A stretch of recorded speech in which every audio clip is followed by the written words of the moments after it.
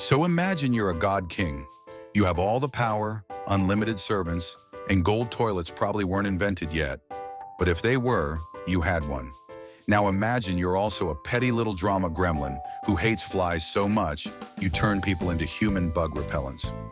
Welcome to the royal nonsense of Pharaoh Pepi II, a king who reigned way too long, made extremely weird choices, and gave us some of the funniest historical moments this side of the Nile. Let's dive into ancient Egypt's pettiest pharaoh and his top 5 most hilariously weird moments. Fact 1. Pepi II was so cold, he used a human space heater. This is real.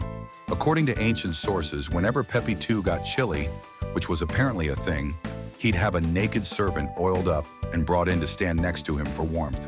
Not a blanket, not a fire, just an oily human man standing there, awkwardly radiating body heat like a medieval crock pot. Some poor soul trained his whole life to work in the royal court, and day one he gets told, "You're not here to write scrolls. You're Pepi's flesh radiator." Imagine being so rich and dramatic that your idea of cozying up is hiring someone sweaty and slippery to stand near you. Historians have debated whether this was functional or just Pepi being Pepi. Personally, I think he just liked knowing that someone was colder than him, and if the guy shivered, instant demotion to royal fly target. More on that soon. Fact 2, he hated flies so much he weaponized slavery. Legend says Pepi II couldn't stand flies buzzing near him, like absolutely lost it. So what did he do? Invent a citronella candle? Build a mosquito net? Nope. He allegedly ordered slaves to be covered in honey and stand nearby, so the flies would bite them instead. Yes, this is real. He used human decoys as bug bait so he could live his best fly-free life. It's both horrifying and somehow the most ancient version of, I don't want to deal with this, so let's outsource it to Carl.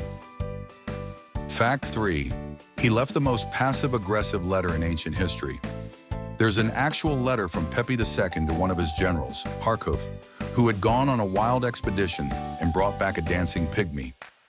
Pepi was very excited about this dancing man, but when the general didn't arrive fast enough, Pepi sent a note that basically said, "You better not let that pygmy drown, Harkuf.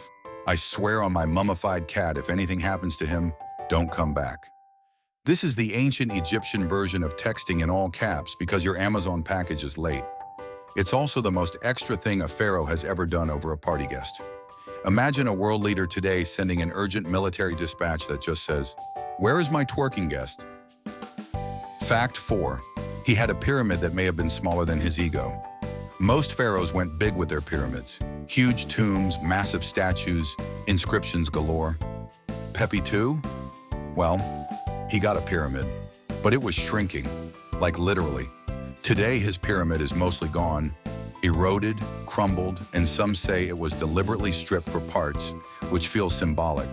It's the architectural version of people forgetting your birthday and stealing your house.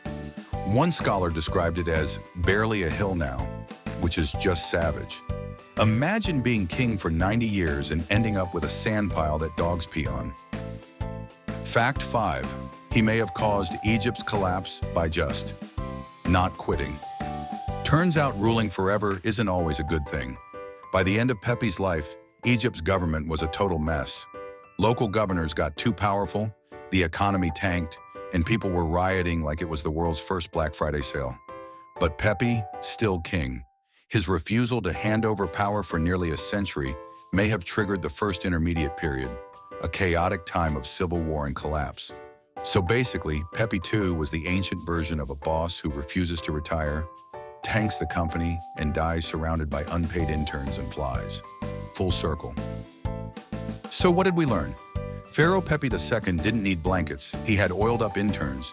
He declared war on flies using sticky human shields. He went full diva over a dancing import. His pyramid turned into a speed bump. And he possibly brought down an empire by just vibing too long. He was 4'11" of pure royal chaos, and history has never recovered. If you made it this far, your taste in history is as unhinged as Pepi's bug control policies. Go ahead, watch another one. You've already gone too deep to stop now. There's way more royal madness where this came from.